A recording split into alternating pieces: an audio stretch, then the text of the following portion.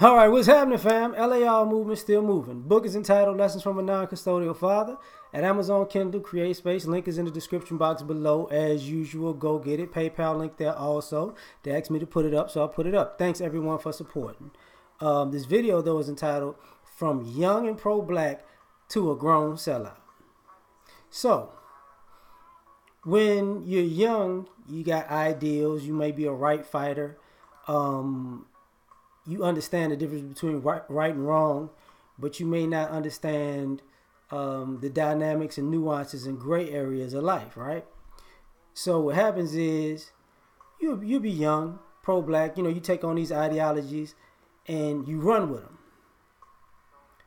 But you don't realize that just because you want to be pro-black doesn't mean that everybody that's black around you is pro-black or wants to be pro-black.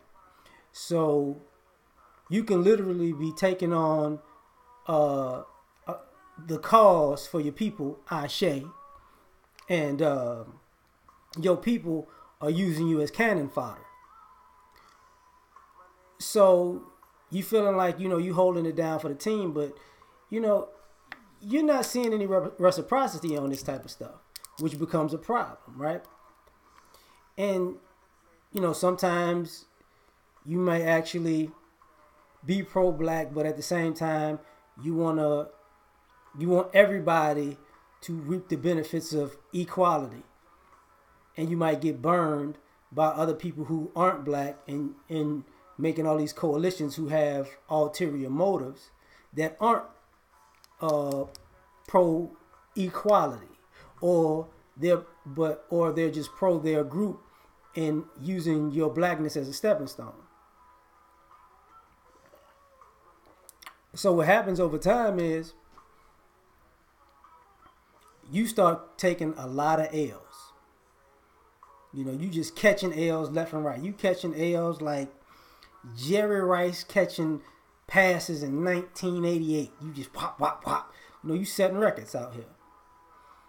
So, and then you're starting to see people who are who you deem sellouts. They sold us out. Now, they could have been pro-black too. And you you stood for the cause at this time, and now you're a complete utter sellout on this end. So I don't respect you anymore.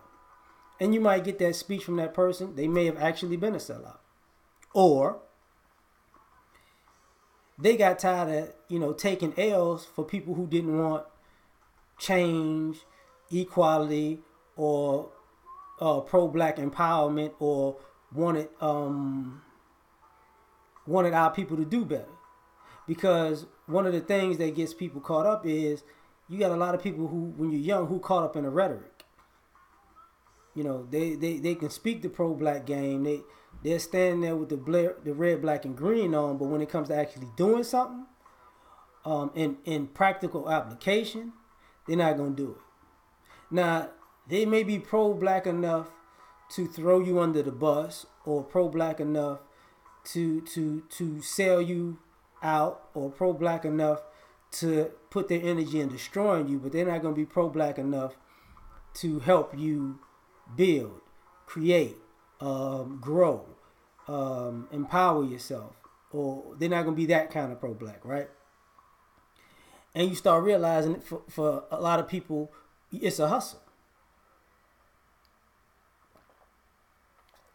So you may get jaded when you realize, they're a group of people who are pro-black as a hustle. Now, they may look pro-black. They may look like, they're sacrificing for the struggle. But that's only a perception when they're out in public. In private, it's a completely different story. They're pimping the culture, and you thought it was something else. So now you're looking at it like, I've been pro-black, and it's been costing me all these things. And you've been pro-black, and basically, this is your hustle. You're not really pro-black, you pro-hustle. So you start growing and aging, and then you start adding up all of the facts, the situations, the receipts, and and life starts kicking in. You know, you have a family, or your family may need you, right?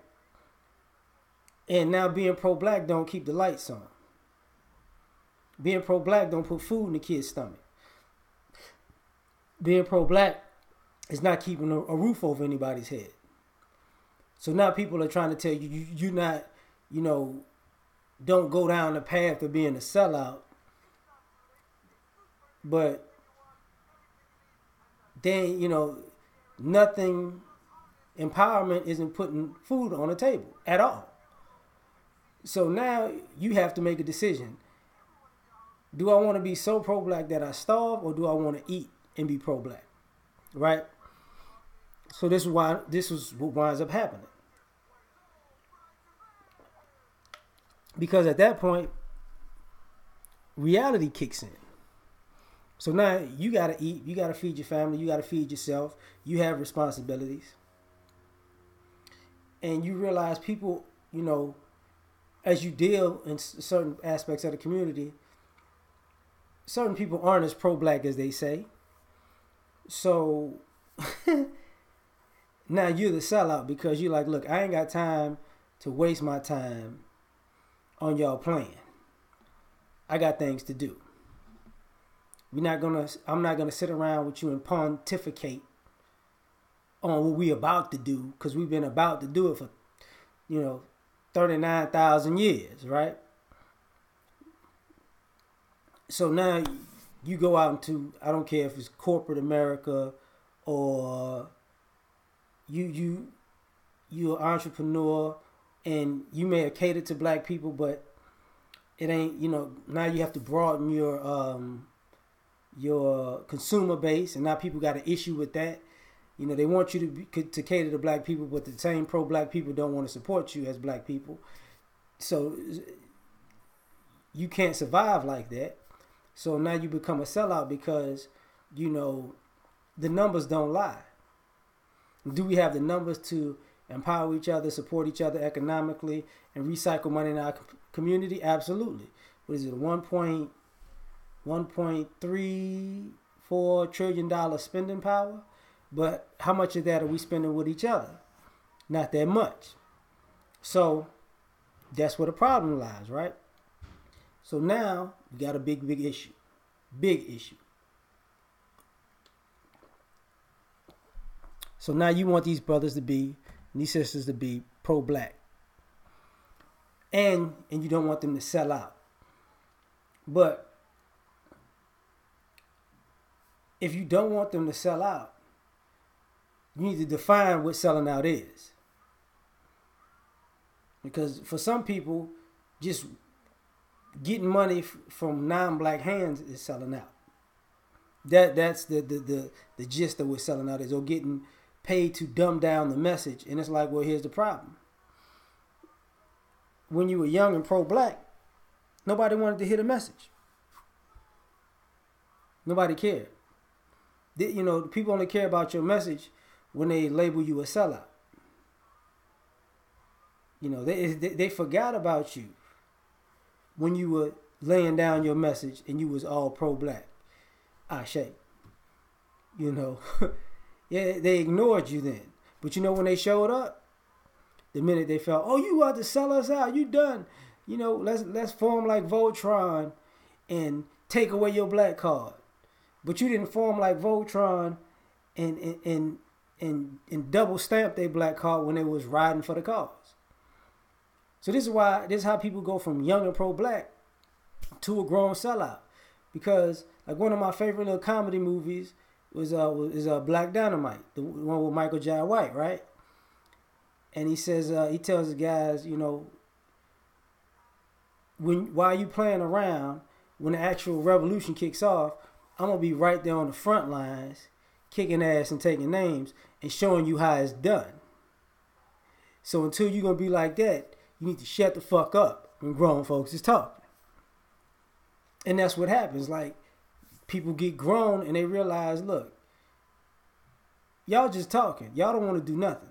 And when and from being young and taking all the L's from being young and pro-black, as you grow up, you ain't got time to be taking these L's on people who are procrastinating with empowerment. It is what it is. So you tune them out and you start doing your thing. And it's funny how people just show up after the fact, like, oh, you know, brother, why, brother? But here's a quick reverse of that. You say nothing when guys are detrimental to the community, when they're destructive to the community when they're young, and then they're pro-black as adults. You know, they get a pass. You know, your gangbangers, your drug dealers, your pimps, your prostitutes, your scammers. When they were young doing all of that destructive, dysfunctional, criminal behavior, that was the antithesis of being pro-black. But now that they're grown and they decide to be pro-black, these are the type of people that's going to tell you selling out when you wasn't like that when you was young. You was pro-black when you was young, and now you had to be grown and handle business as you get older. But the person who was a degenerate and decided to be pro-black afterwards because probably they have nowhere else to go because they've shackled their lives with their past decisions, want to take away your black card. Don't make sense to me. Just saying. So, we out with this one. Y'all take care. Peace.